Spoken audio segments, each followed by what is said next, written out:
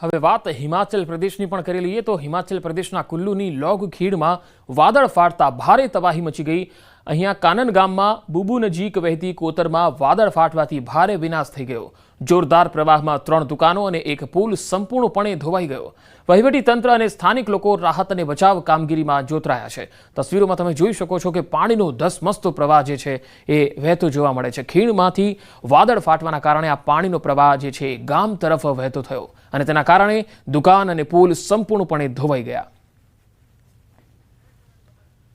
તો રાહત અને બચાવ કામગીરી પણ યુદ્ધના ધોરણે ચાલી રહી છે।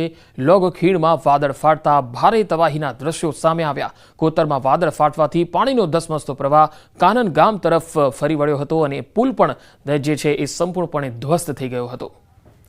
હવે યમુના નદીએ જે ભયજનક સપાટી પાર કરી છે એના દ્રશ્યો પણ આપણે બતાવીએ, જેના કારણે હથિની કુંડના તમામ દરવાજા ખોલી નખાયા છે।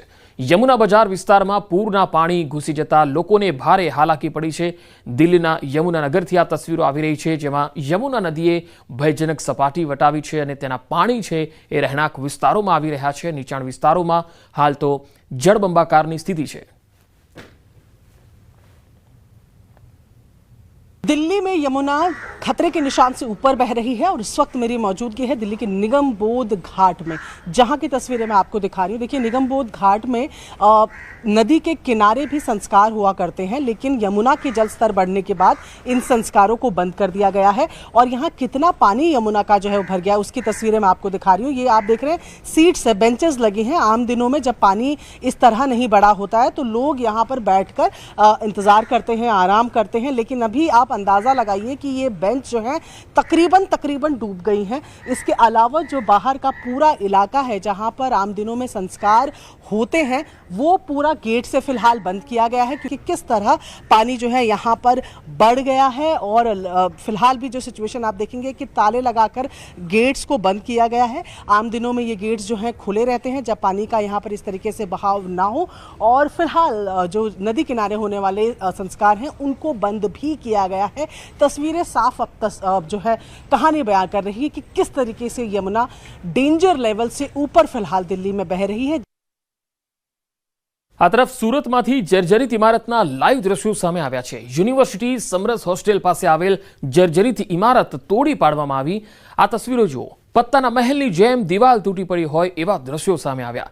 સમરસ હોસ્ટેલ બાજુમાં જ હોવાથી પ્લાનિંગ સાથે ડિમોલિશન હાથ ધરાયું હતું। સમરસ હોસ્ટેલ વિરુદ્ધ દિશામાં જર્જરિત ઇમારતના પિલર તોડીને ડિમોલિશન કરવામાં આવ્યું હતું અને તેના દ્રશ્યો તમે જોઈ શકો છો। પત્તાની મહેલની જેમ આ ઇમારત ધ્વસ્ત થઈ ગઈ છે।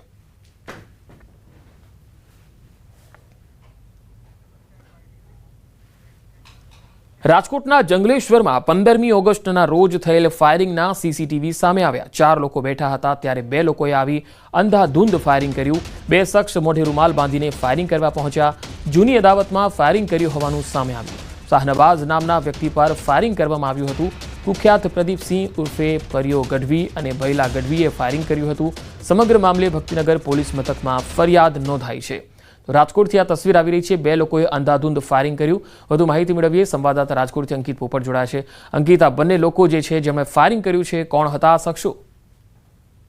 ચોક્કસ ખાસ કરીને વાત કરવામાં તો રાજકોટ શહેરના ભક્તિનગર પોલીસ સ્ટેશન વિસ્તારમાં આવતા ખ્વાજા એપાર્ટમેન્ટ પાસે ગત 15 ઓગસ્ટ 2025ના રોજ રાત્રિના 11 વાગ્યા આસપાસ ફાયરિંગની ઘટના બની હોવાનું છે તે સામે આવ્યું છે। ત્યારે સમગ્ર મામલે 20 વર્ષીય શાહનવાઝ વેતરણ નામના વ્યક્તિ દ્વારા ભક્તિનગર પોલીસ સ્ટેશન ખાતે પ્રદીપસિંહ ઉર્ફે પરિયો તેમજ ભૈલુ ગઢવી નામના જે શખ્સો છે તેમના વિરુદ્ધ હત્યાના પ્રયાસ તેમજ આર્મ્સ એક્ટ સહિતની કલમ અંતર્ગત ગુનો નોંધાવવામાં આવ્યો છે। પોલીસને આપેલી ફરિયાદમાં જે શાહનવાઝ છે તેના દ્વારા જણાવવામાં આવ્યું હતું કે 7 મહિના પૂર્વે જે શાહનવાઝ છે તેને પોતાના મિત્ર સમીર ઉર્ફે મરઘા સાથે મળીને પુનિતનગરના પાણીના ટાંકા પાસે પ્રદીપસિંહ ઉર્ફે પરિયો ગઢવી ઉપર ફાયરિંગ કર્યું હતું। જે બાબતનો ખાર રાખીને આરોપીઓ દ્વારા મોટરસાયકલ ઉપર આવીને તને પતાવી જ દેવો છે તેમ કહીને ધમકી આપીને પ્રદીપસિંહ ઉર્ફે પરિયા દ્વારા પોતાની પાસે રહેલ હથિયાર વડે ફાયરિંગ કર્યું હતું ને જેના કારણે જે ભોગ બનનાર છે જે શાહનવાઝ વેતરણ તેના છાતીના ભાગે ગોળી ધરબાઈ હોવાનું છે તે સામે આવ્યું છે। ત્યારે સમગ્ર મામલે હાલ તેની હોસ્પિટલની અંદર સારવાર ચાલી રહી છે। તો બીજી તરફ સમગ્ર મામલાના જે ઘટના છે તે સીસીટીવીમાં કેદ થયા છે અને હાલ સમગ્ર મામલાના સીસીટીવી ફૂટેજ છે તે વાયરલ થયા છે. બીજી તરફ હજુ સુધી 4 દિવસ થવા છતાં રાજકોટ શહેર પોલીસ છે કે જે આરોપીઓ સુધી હજી પહોંચી શકી નથી. ચોક્કસથી પોલીસ દ્વારા જુદી જુદી ટીમો બનાવી આરોપીઓની શોધખોળ છે તે હાથ ધરવામાં આવી છે. જી પંકજ. જી અંકિત, આભાર માહિતી આપવા માટે.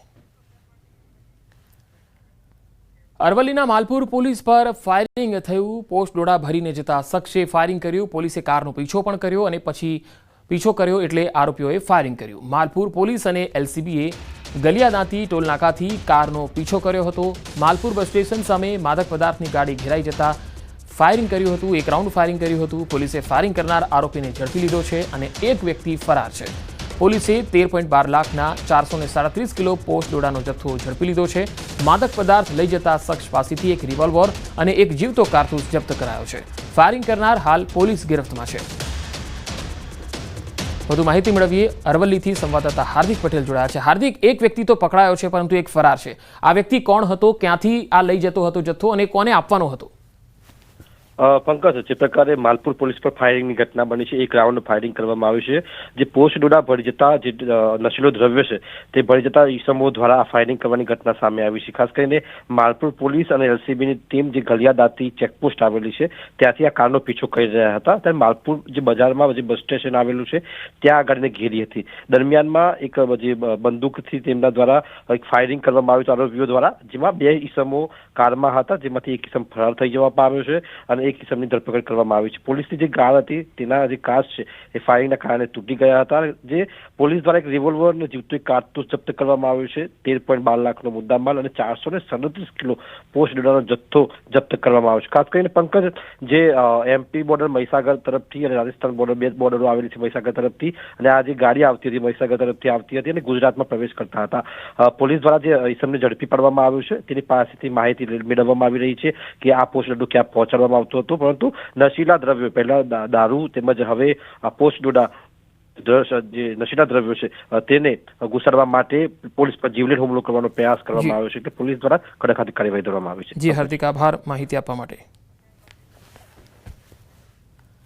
વાત હવે ડાંગની. ડાંગમાં સાપુતારામાં ચેન સ્નેચિંગની ઘટના બની. વેપારીની સોનાની ચેન તોડીને બાઇક સવાર ફરાર થઈ ગયો. સાપુતારા ખાતે ફરવા ગયેલ વેપારી સાથે ચેન સ્નેચિંગ થયું. બાઇક પર આવેલા આરોપી સોનાની ચેન ઝૂંટવી અને ફરાર થઈ ગયા. સોનાની ચેન તોડીને ફરાર આરોપી સીસીટીવીમાં પણ કેદ થયો છે. વેપારીએ સાપુતારા પોલીસ મથકમાં ફરિયાદ આપી છે. પોલીસે આરોપીને પકડવા ચક્રો ગતિમાન કર્યા છે. તો સાપુતારાનો આ બનાવ. બાઇક પર આવેલા એક આરોપીએ વેપારીના ગળામાં રહેલી સોનાની ચેન તોડી અને ત્યારબાદ ફરાર થઈ જાય છે. તસવીરોમાં જોઈ શકાય છે કે વેપારી પણ છે અને જે શખ્સ જે છે જે ચેન તોડીને ફરાર થઈ જાય છે એ પણ આ સીસીટીવીમાં જોઈ શકાય છે. હાલ સમગ્ર મામલે પોલીસે આરોપીને પકડવા ચક્રો ગતિમાન કર્યા છે.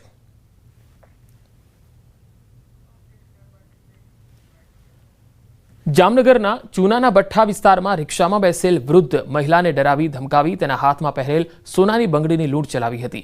આ બાબતે પોલીસે એક મહિલા સહિત 5 શખ્સને ઝડપી લીધા છે. 70 વર્ષીય સવિતાબેન ખરીદી કરવા બહાર ગયા. ઘરે પરત ફરતા સમયે તેઓ રિક્ષામાં બેઠા હતા. આ રિક્ષામાં પહેલાથી જ એક મહિલા ઉપરાંત 3 શખ્સો બેઠા હતા. આ સમગ્ર ઇન્વેસ્ટિગેશન અને તપાસ દરમિયાન કુલ એક સોનાની બંગડી 80,000ની જેની કિંમત છે, સીએનજી ઓટો રિક્ષા છે જે 10TZ1803, મોબાઈલ નંગ 2 અને એક જે કટર હોય છે એ પ્રકારનું કટર, આ 4 વસ્તુઓ કબજે કરવામાં આવી છે. અને ત્યારબાદ આ 5 આરોપીઓને પોલીસના રિમાન્ડ મેળવી અને આગળની તપાસ હાલ ચાલુ છે. અને હવે નજર ટોપ 3 હેડલાઇન્સ પર. આજથી 2 દિવસ અતિ ભારે વરસાદની શક્યતા. સૌરાષ્ટ્ર અને દક્ષિણ ગુજરાતમાં રેડ એલર્ટ. ગીર સોમનાથમાં તોફાની વરસાદ. સૂત્રાપાડામાં સૌથી વધુ 9 ઇંચ વરસાદ. હિમાચલ પ્રદેશના કુલ્લુની લોગ ખીણમાં વાદળ ફાટ્યું. 3 દુકાનો, 1 પુલ ધોવાયો.